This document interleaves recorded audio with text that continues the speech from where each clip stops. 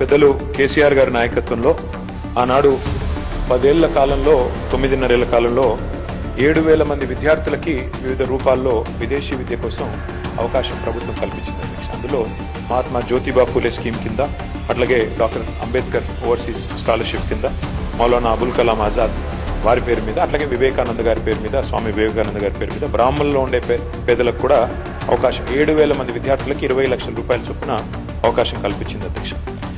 మాకున్న సమాచారం మేరకు సబ్జెక్టు కరెక్షన్ అధ్యక్ష, ముఖ్యమంత్రి గారి దగ్గర సమగ్ర సమాచారం ఉంటుంది. దాదాపు 2025 అక్టోబర్లో విదేశీ విద్యకు సంబంధించి 303 కోట్లు రిలీజ్ చేస్తున్నామని చెప్పారు. కానీ ఇంతవరకు డబ్బులు రిలీజ్ కాలేదు అధ్యక్ష. 2,500 మంది విద్యార్థులు ఎదురు చూస్తూ ఉన్నారు. విదేశాల్లో ఉన్న వాళ్ళు ఫస్ట్ సెమిస్టర్ ఫీజు కట్టి సెకండ్ సెమిస్టర్ ఫీజు కట్టలేక మాకు మెసేజ్లు పంపుతా ఉన్నారు. లండన్లో, జర్మనీలో, ఇతర ప్రాంతాల్లో ఉన్న పిల్లలు, సార్ మీ టైంలో పోయినాము, ఇప్పటివరకు డబ్బులు రావట్లేదు, దయచేసి అసెంబ్లీలో మాట్లాడండి, చెప్పండి అని.